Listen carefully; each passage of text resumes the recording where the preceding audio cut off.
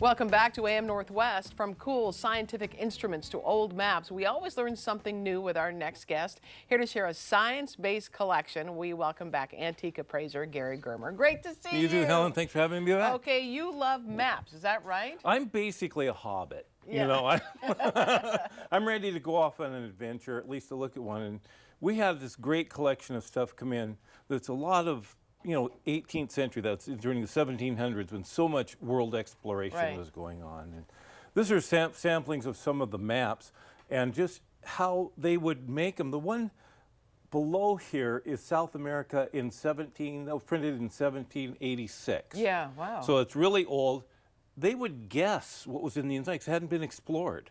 So if you look at the map, you'll see around the edges, they have it. And then this one here is also South America, and it's 1850. Much more filled in.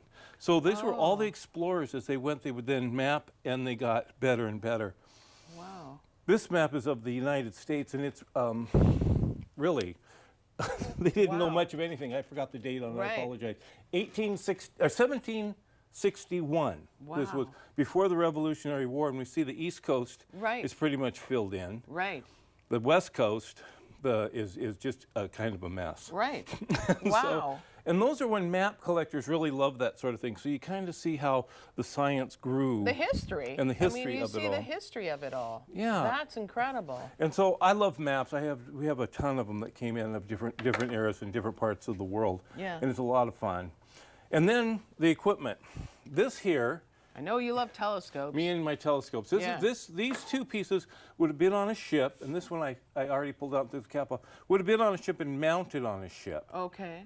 And and so you can see through, and makes it look like, I don't know if you can see anything through it or not. Can't really, yeah. Yeah, it's kind of hard in here. Right.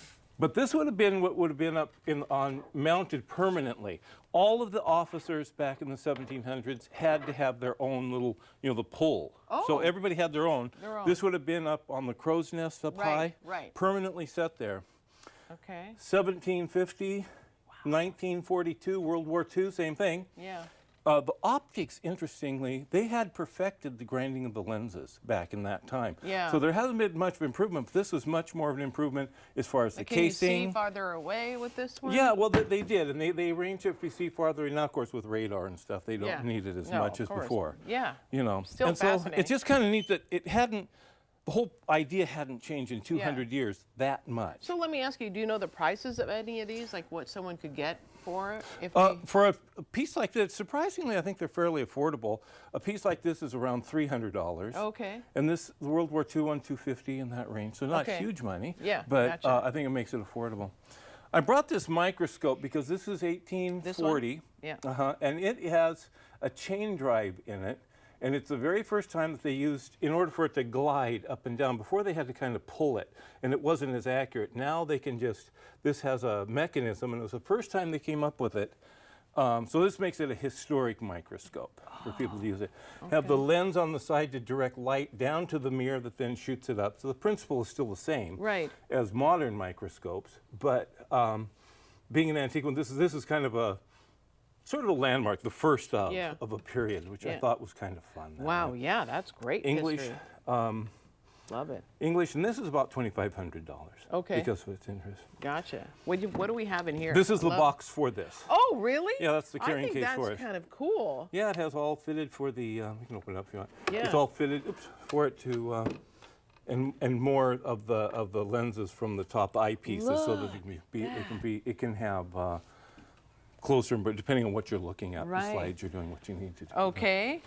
This is a little bit later. This is actually Japanese, but everybody had one. This is for like trench warfare. So you can sit underneath and have the periscope looking above. So you have binoculars here, but you can hide behind the hill and look and see what's going on. You could see, or hide below. Okay. Or they can turn the base and it can go into a thing to hold it up. So. I can see this Stoller cam. Yeah, I can see that. Yeah, okay. I think they're. That's wild. Isn't that crazy? I just thought things like that. Also, what I think is great is for, in a way, like for decorating a man's office or a library or something like that, pieces like that or whatnot. That's incredible. Now, is this the case that came in? Yep, and it has the Japanese guy's name on it, who they got, who they liberated it from. Yeah. Oh, right.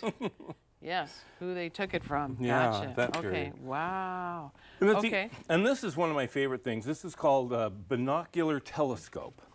And this would have been used in a library, in a wealthy man's library. Would he look out for like bird watching? You can move it. It's on. You put it on a table and it can turn. Okay. That turns that way, and then you can roll it to where you need it to be. So it's very stable. Is this your personal collection? No, this is these part are of a all- collection we're working with. Okay, gotcha. This fellow was kind of crazy about optics, and we have tons of lenses and other microscopes. Yeah. But these were my favorite ones I pulled out of the collection to share with everyone. Wow. Okay, we want to take a look at the U.S. map again. Okay. Because we find that fascinating. So tell me a little bit more. So like the East Coast, as you mentioned, is pretty filled in, as Yeah. we can see. West Coast, again, not so much. Yeah, 1861. And what I think is funny about it is you can see the Gulf of California there is way over exaggerated, but even for the Pacific Northwest where we are, you know, that's supposed to be, see this, I don't know if I can point at it. Where's that? Right in here. Yes. Ah, Yes. Everything's upside down for me. That would have been the Strait of Juan de Fuca, but it's a little bit over exaggerated Yeah. as well. Yeah. And so they had just started exploring, really getting to explore the West Coast, and they were still making maps. And so a lot of it was on, again, the inland was more about stories that they heard this was there, and so they kind of tried to map it out accordingly as best that they could. Yeah. But this is, like I said, this was the age of exploration. It was a great time in history to, and to collect. I mean, you can find these wonderful maps.